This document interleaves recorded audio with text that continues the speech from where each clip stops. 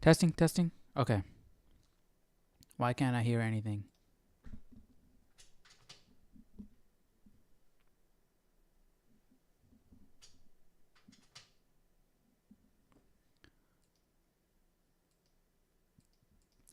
Okay. This should be good. Let me just check we're not lagging here.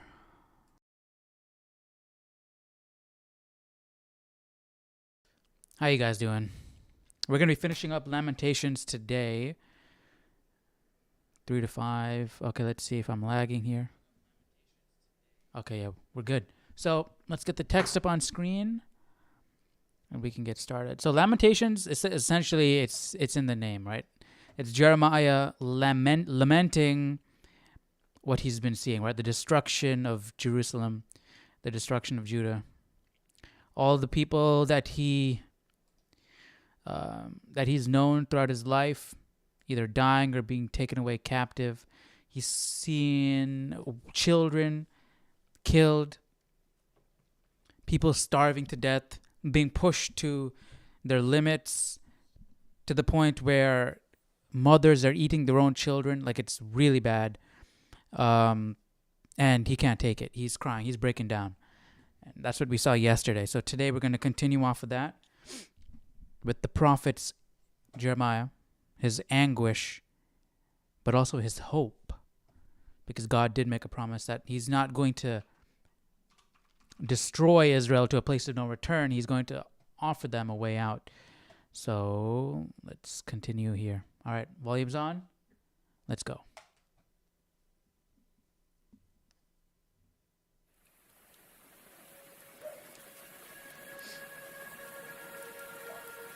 I am the man who has seen affliction by the rod of his wrath. He has led me and made me walk in darkness and not in light. Surely he has turned his hand against me time and time again throughout the day. He has aged my flesh and my skin and broken my bones. He has besieged me and surrounded me with bitterness and woe. He has set me in dark places like the dead of long ago. He has hedged me in so that I cannot get out. He has made my chain heavy. Even when I cry and shout, he shuts out my prayer. He has blocked my ways with hewn stone. He has made my paths crooked. He has been to me a bear lying in wait, like a lion in ambush. He has turned aside my ways and torn me in pieces. He has made me desolate. He has bent his bow and set me up as a target for the arrow. He has caused the arrows of his quiver to pierce my loins. I have become the ridicule of all my people, their taunting song all the day. He has filled me with bitterness. He has made me drink wormwood. He has also broken my teeth with gravel and covered me with ashes. You have moved my soul far from peace. I have forgotten prosperity. And I said, my strength and my hope have perished from the Lord. Dang. Remember my affliction and roaming, the wormwood and the gall. My soul still remembers and sinks within me. This I recall to my mind. Therefore I have hope. Through the Lord's mercies we are not consumed, because his compassions fail not. They are new every morning. Great is your faithfulness. The Lord is my portion, says my soul. Therefore I hope in him. The Lord is good to those who wait for him, to the soul who seeks him. It is good that one should hope and wait quietly for the salvation of the Lord. It is good for a man to bear the yoke in his youth. Let him sit alone and keep silent. Because God has laid it on him, let him put his mouth in the dust. There may yet be hope. Let him give his cheek to the one who strikes him, and be full of reproach. For the Lord That reminds will me of not Jesus right cast there. off forever. Though he causes grief, yet he will show compassion according to the multitude of his mercies. For he does not afflict willingly, nor grieve the children of men, to crush under one's feet all the prisoners of the earth, to turn aside the justice due a man before the face of the Most High, or subvert a man in his cause. The Lord does not approve. Who is he who speaks, and it comes to pass, when the Lord has not commanded it? Is it not from the mouth of the Most High that woe and well-being proceed? Why should a living man complain, a man for the punishment of his sins? Let us search out and examine our ways, and turn back to the Lord. So Jeremiah still has hope. He wants the suffering to end. He still thinks that the people, like God, will halt his judgment if the people still turn back to him. Let me look up a commentary here real quick. Why am I looking up Jeremiah? Lamentations 3. I just want to see if anybody talks about that line was similar to what Jesus had said. But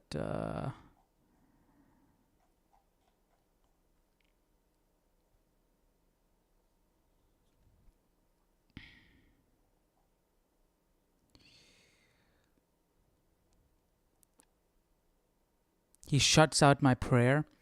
When things are right with our relationship with God, he is our refuge and defense in affliction.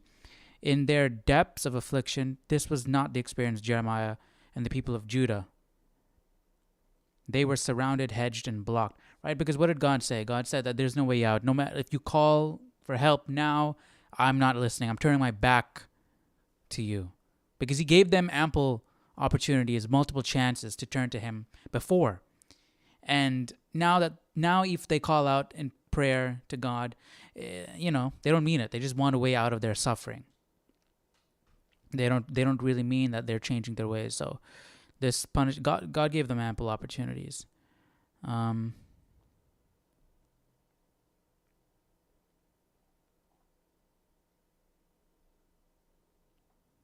Where was that? Let me just type cheek. Let him give his cheek to the one who strikes him. Jeremiah said this in the context of patiently enduring suffering. His sense is that they should patiently receive the suffering and reproach God had appointed for them. In offering the cheek to the smiter, the captive was conveying the idea of absolute surrender. Jesus gave his cheek to the one who strikes him, as he patiently received the suffering his Father had appointed.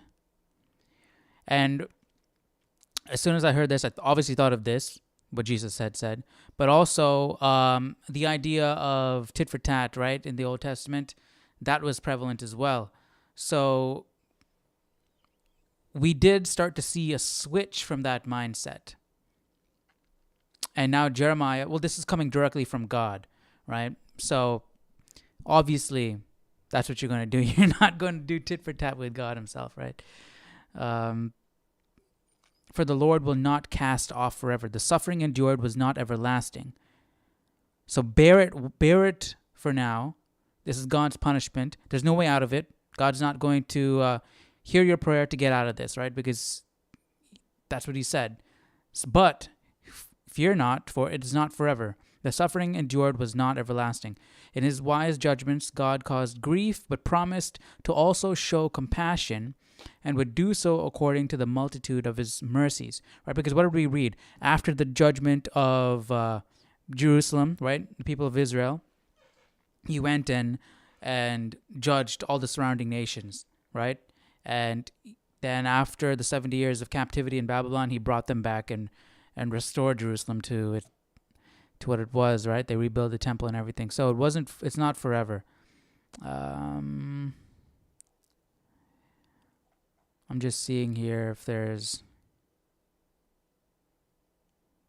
anything.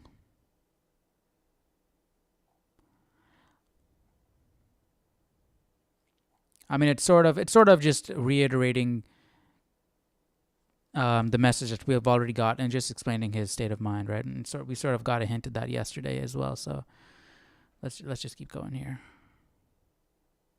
The mouth of the Most High, that woe and well-being proceed?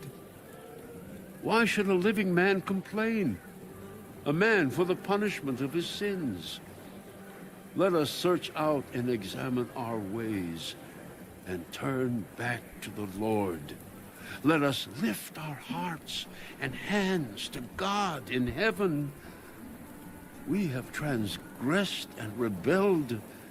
You have not pardoned. You have covered yourself with anger and pursued us. You have slain and not pitied. You have covered yourself with a cloud that prayer should not pass through. You have made us an offscouring and refuse in the midst of the peoples. All our enemies have opened their mouths against us. Fear and a snare have come upon us. Desolation and destruction. Yeah. My eyes overflow with rivers of water for the destruction of the daughter of my people. My eyes flow and do not cease without interruption till the Lord from heaven looks down and sees. Yeah, he said previously he was sick to his stomach. My eyes bring he was throwing up suffering bile to from what my he was soul. seeing. Because of That all could be either he was also starving, right? He's not eating anything. That's why he's throwing up bile. But like he was sick to his stomach from what he was seeing. Yesterday we saw there were some horrifying things going the on. daughters of my city. My enemies, without cause, hunted me down like a bird. They silenced my life in the pit and threw stones at me. The waters flowed over my head. I said, I am cut off. I called on your name, O Lord, from the lowest pit. You have heard my voice. Do not hide your ear from my sighing, from my cry for help. You drew near on the day I called on you and said, do not fear. Oh, Lord. See, when you're in that situation, it's a completely different thing, right? Because if Jeremiah if he stepped out of his situation and looked at it from like a top-down perspective, he would obviously remember that God said, I am not listening to your prayers. You have dug this hole for yourself, and now you're going to deal with the consequences.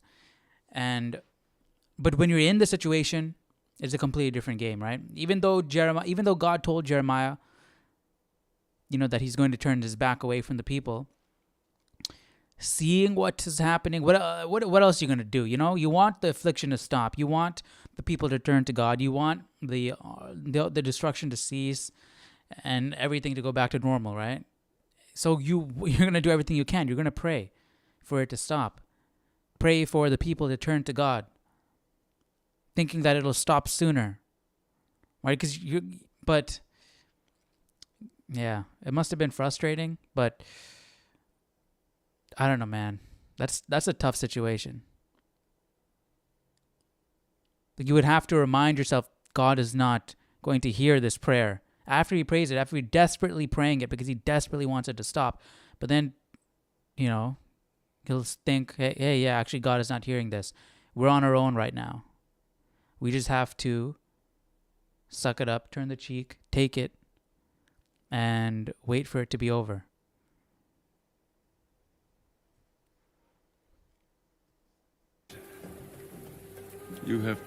And that's probably why he wrote all this down, because he needed an avenue to let those emotions out. He's praying to God. Nothing's happening. God's not hearing. So he wrote down his cries, his pleas, and his emotions just to vent those feelings. That's what I'm assuming. Pleaded the case for my soul. You have redeemed my life. Oh, Lord, you have seen how I am wronged. Judge my case. You have seen all their vengeance, all their schemes against me. You have heard their reproach, O Lord, all their schemes against me, the lips of my enemies, and their whispering against me all the day. Look at their sitting down and their rising up. I am their taunting song. Repay them, O Lord, according to the work of their hands. Give them a veiled heart. Was this before the destruction? Your curse be upon them. Because this is what was happening before the destruction, right? They were taunting him. They were handing him death threats. They didn't want to hear his message.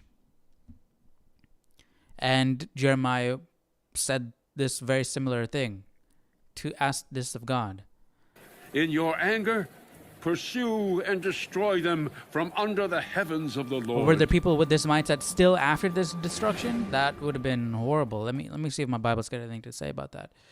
When did this start?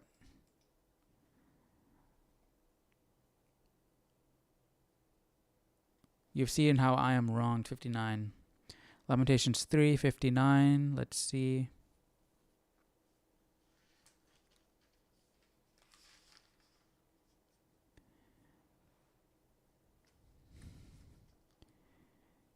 Jeremiah used the terms of God's formal accusation.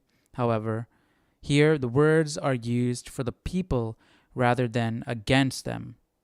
Pleaded the case, 38, that's 58, sorry. O Lord, you have pleaded the case for my soul. You have redeemed my life. Here, when Jeremiah says, you have redeemed my life, here is a hint of the light of the New Testament gospel in the dark pages of the book of Lamentations. The only way that God would be able to plead the case of his people was if he himself paid for or redeemed them from their sinfulness. Jeremiah, okay, so they just skip over this section. They jump into 61. 61, let's see if it says anything.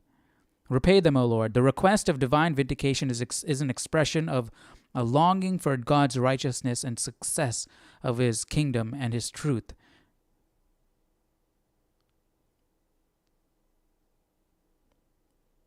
Jeremiah here turns to the enemies who treated God poorly, God's people so poorly during their weakened state. So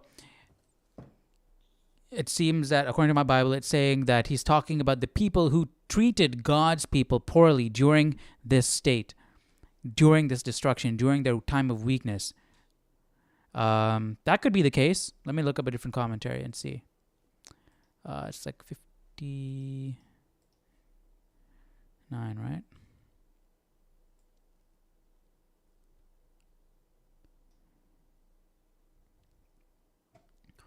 From formerly feeling forsaken, Jeremiah rested in the confidence that God was his advocate. Like a lawyer pleading for his client, God pleaded the case for his life. Jeremiah rested in the confidence that God was a righteous judge who would see how he was wronged and who would rightly judge his case. If you will turn to the lives of any of the saints of God, you will discover that they were the victims of slander of the grossest kind. To this very day, it is asserted by Romanists that Martin Luther was a drunkard. Wow, to this day.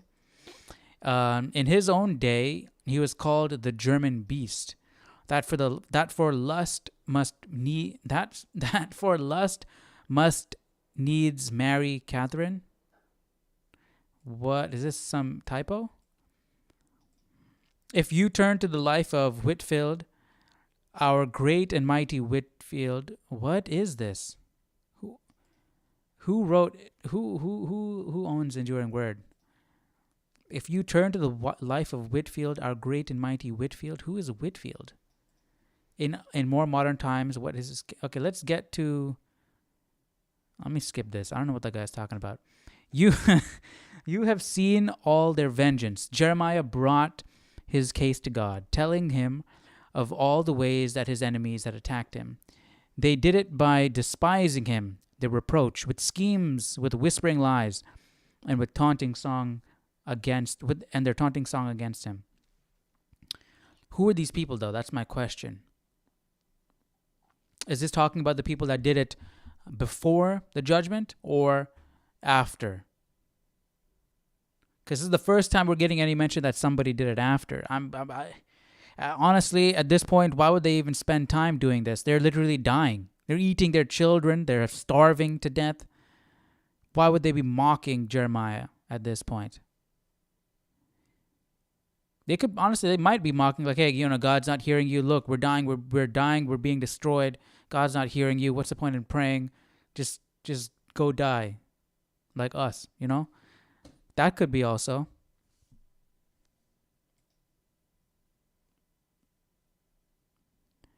But why would he ask for them to be destroyed? Everybody's being destroyed at this point. You don't need to ask it. I don't know. Could this be talking about before the destruction? How did this start off again? I am the man who has seen affliction by the rod of his wrath. He has led me and made me walk in darkness and not in light. Surely he has turned his hand against me time and time again throughout the day. He has aged my flesh and my skin and broken my bones. He has besieged me, and he has surrounded me with bitterness and woe. Sounds like we're talking about during the destruction. Or was his time prophesying really this hard as well? The time he was prophesying the coming destruction, was that hard? Because he was probably ridiculed by the people, maybe even looked at as an outcast because they didn't want to hear his message. They had their own priests, their own prophets. So who is this guy? He's not part of us. He's on his own. He's some crazed lunatic, thinks he's talking to God and he's telling us that the way we've been living our lives for generations is wrong and God's going to destroy us if we do. So this might be, he might have been treated poorly before, and this might be talking about before the judgment. I've become the ridicule of all my people. Their taunting song all the day. Yeah, it might be prior to the judgment.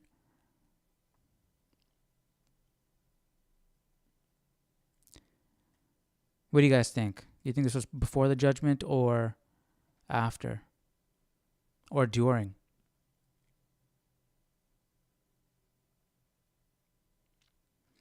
But it also did talk about how God's not hearing him. So that lends me to believe it's probably during the judgment. What do you guys think? I'm leaning towards during, probably.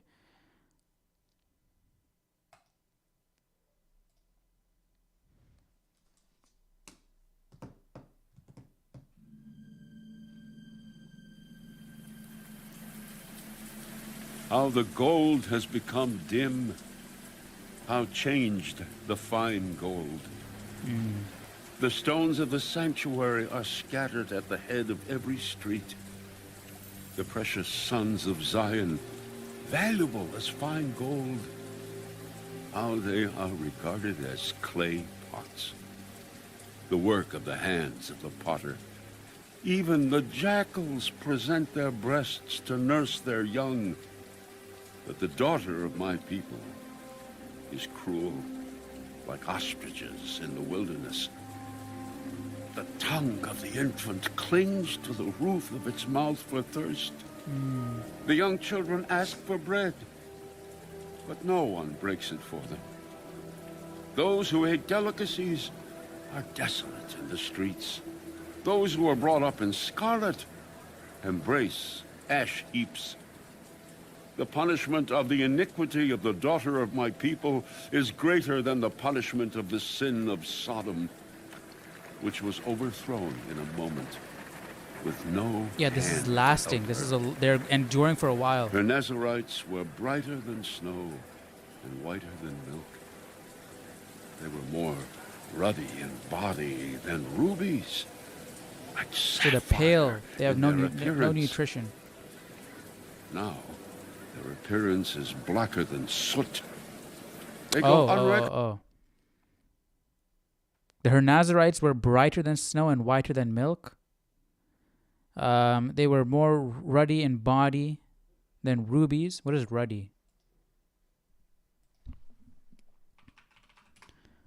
So they thought having fair skin was healthy. So they were fair and rosy. So like, fair skin, so you could see the rosiness. So that's what they considered healthy. And then now their appearances are blacker than soot. And they're unrecognized in the streets. In their appearance.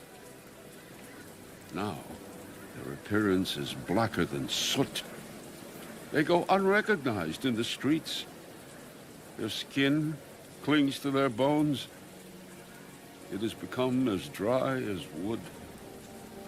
Those slain by the sword are better off than those who die of hunger. For these pine away, stricken for lack of the fruits of the field. The hands of the compassionate women have cooked their own children. That's crazy. They became food for them in the destruction of the daughter of my people. The Lord has fulfilled his fury. He has poured out his fierce anger. He kindled a fire in Zion, and it has devoured its foundations. The kings of the earth and all inhabitants of the world would not have believed that the adversary and the enemy could enter the gates of Jerusalem because of the sins of her prophets and the iniquities of her. How long do you think these conditions lasted, right? Because they were captive under Babylon for 70 years. So how long do you think these situations this desperate lasted? Like, how long do you think they were eating their children? I was thinking, do you think that they would have conceived children in order to eat? Like, conceived with that purpose for food? That's kind of crazy to think about. Because of the sins of her prophets and the iniquities of her priests, who shed in her midst the blood of the just.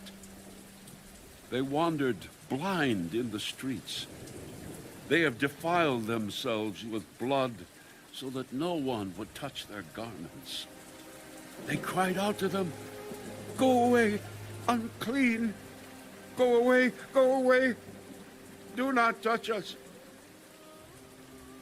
When they fled and wandered, those among the nations said, "They shall no longer dwell here."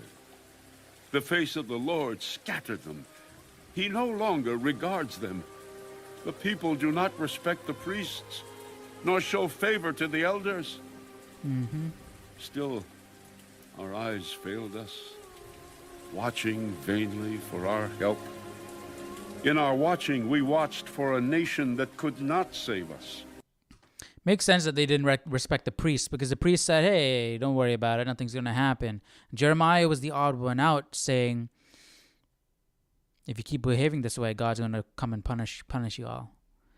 And the priests were like, "Don't worry about it." Jeremiah doesn't know what he's talking about. The elders kind of backed Jeremiah. So it's interesting. They don't respect the priests, nor do they show favor to the elders.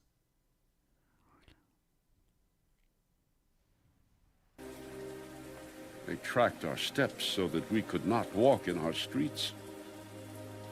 Our end was near. Our days were over, for our end had come. Our pursuers were swifter than the eagles of the heavens. They pursued us on the mountains and lay in wait for us in the wilderness. The breath of our nostrils, the anointed of the Lord, was caught in their pits, of whom we said, "Under his shadow we shall live among the nations. Rejoice and be glad, O daughter of Edom, you who dwell in the land of Uz. The cup shall also pass over to you, and you shall become drunk and make yourself naked. The punishment of your iniquity is accomplished, O daughter of Zion. He will no longer send you into captivity. He will punish your iniquity, O daughter of Edom. He will uncover your sins. Yeah.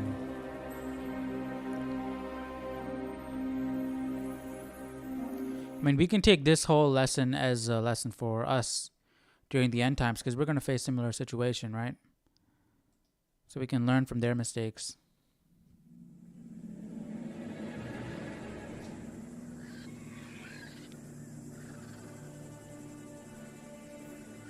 Remember, O Lord, what has come upon us. Look, and behold our reproach.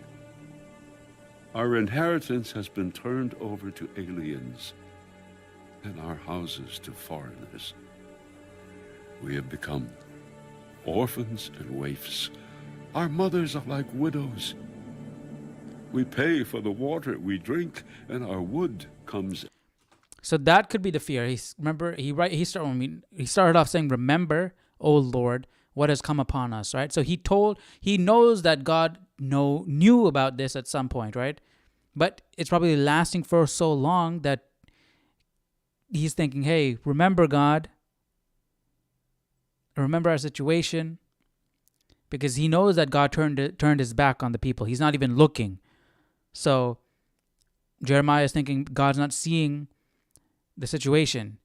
Maybe it's getting worse than God had even envisioned. So please come look. Just help us out. Maybe this is not what you exactly intended. Maybe things are too far bad, and we're still under foreign control.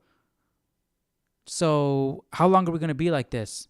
Remember us, because you promised that it's going to end at some point, right?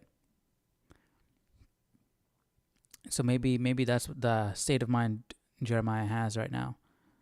But I think he did tell Jeremiah that it's going to be 70 years. I don't know. I think he did, from what I remember. At a price. They pursue at our heels. Yeah, I'm pretty sure he did. We labor did. and have no rest. We have given our hand to the Egyptians and the Assyrians to be satisfied with bread. Our fathers sinned and are no more, but we bear their iniquities. I thought God said no, that's not the case. Servants rule over us. I thought earlier God said no, that's not the case. You're not bearing the sins of your fathers. You're bearing the sins of yourselves as well. Let's see if my Bible has anything to say about that. Jeremiah 5:7. Skips that verse completely. It always skips the stuff I have questions about. I don't know why.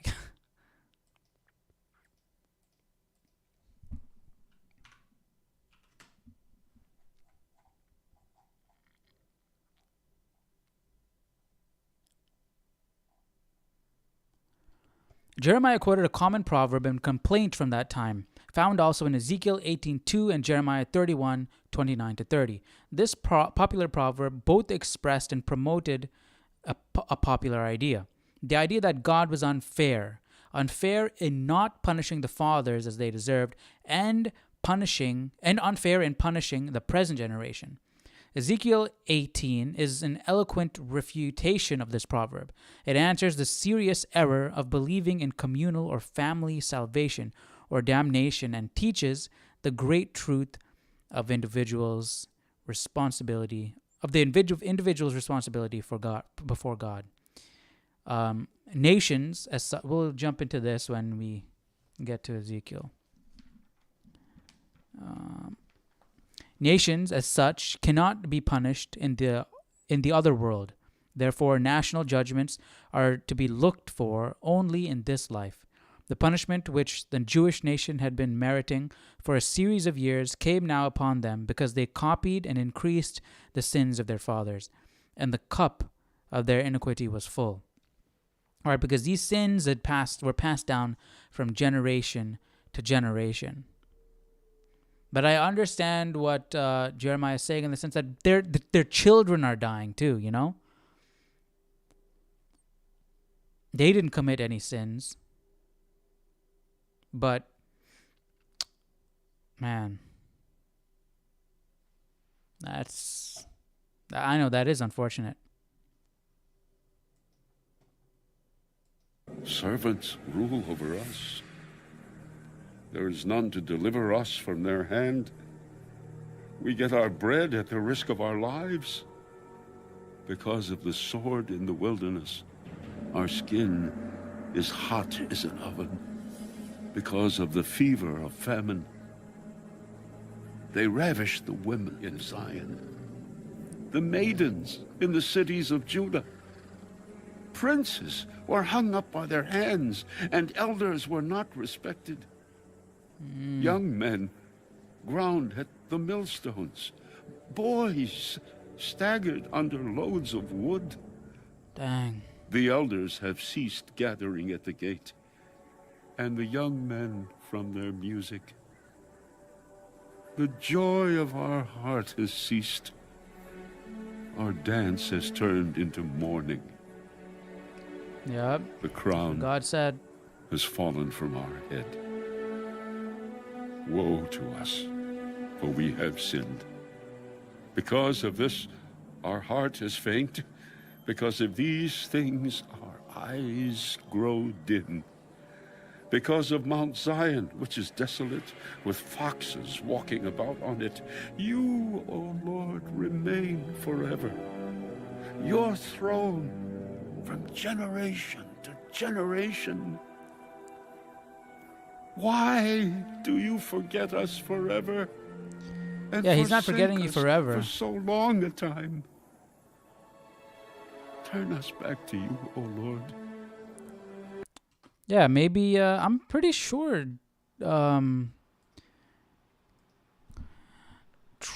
Jeremiah Babylon captivity. Pretty sure God told him. Well, that's Daniel.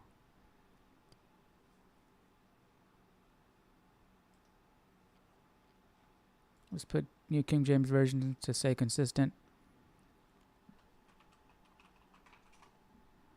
This whole country will become a desolate wasteland, and these nations will serve the king of Babylon 70 years.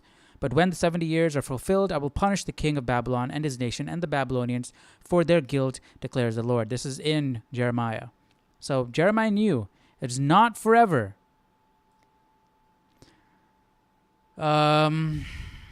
Yeah, maybe in the moment he's just thinking like that. He's in a hopeless situation. He's really in his feelings right now. Turn us back to you, O Lord, and we will be restored. How many times have we prayed like this, right? It's hard for us to turn to God to stop our sinning and all that stuff. So we ask God, hey, make us follow you, make us love you, turn us back to you, right? God's not going to do that. That's taking away our freedom of choice, our free will. God's not going to turn us back to him. We have to turn back to him.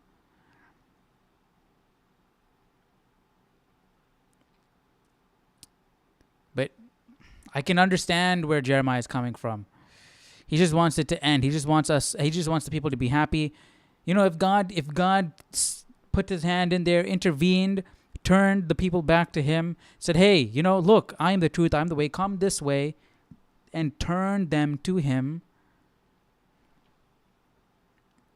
they probably stay, because, I don't know, maybe they wouldn't, because they didn't, right? They fell to paganism so fast, multiple times over and over again. But yeah, God's not going to force himself upon you. But again, Jeremiah just wants this all to end. And he's thinking that would be a happy ending there, you know? Turn us back to you. You'll be happy that we're worshiping you, that we're following you. We'll be happy because we're not suffering and we're following you. But it comes too easy that way, you know? They need to suffer so they can learn. If it comes too easy, then they're not learning anything. They're just going to take it for granted. and they'll fall back again. So that's why God gave them multiple chances, gave them opportunities to come to him. They didn't. Therefore, they didn't learn. And now this is their learning moment, their opportunity to learn. So after the 70 years, we'll see how things. I mean, we saw how it played out, but we'll see. We'll see again. Hopefully, we'll get more detailed look, because we didn't get to see in what happened in Babylon, how that played out. We'll find out. Daniel's going to document that stuff, so we'll see that when that happens. But On the time, let's finish this off here. turn us back to you, O Lord, and we will be restored. Renew our days as of old, unless you have utterly rejected us and are very angry with us. Dang, he is really, really, really sad to say this. Unless you have utterly rejected. Please, I want this. Turn us back to you. He's so desperate. He's so desperate. This is what he wants more than anything in the world. Unless you have utterly rejected us and are very angry with us. Then go ahead and continue. Yeah, he's very, very, very down right now. But see, God has utterly rejected you right now. But it's not forever. It's temporarily. He's just so broken at this point. He can't see that. He can't see a way out. But God is going to give you a way out.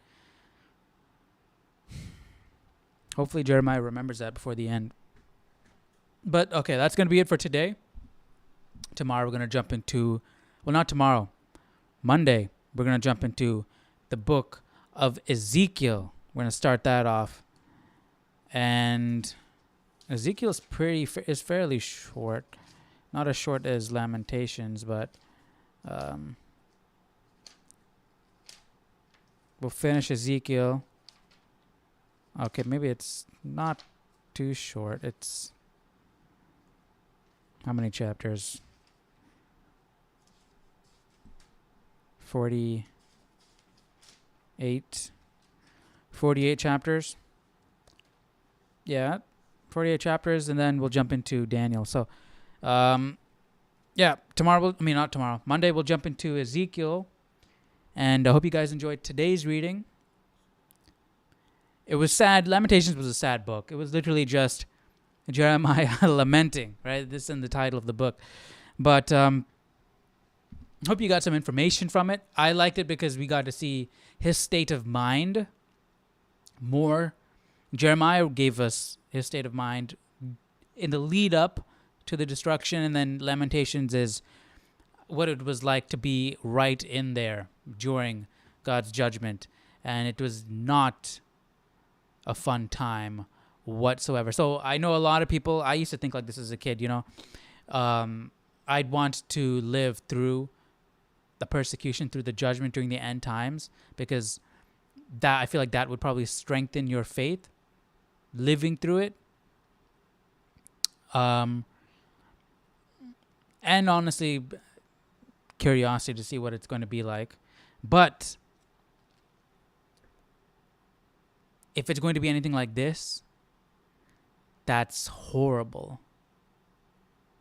You honestly would want to have your life set up before that, right? Already have faith in God, have that relationship with God, be doing well, living a good life, doing right by God before the judgment, pass away before that.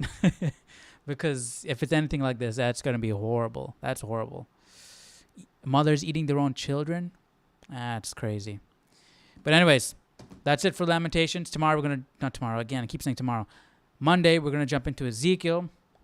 And hope you guys have a great rest of your day. I'll see you Monday. Take care. Bye-bye.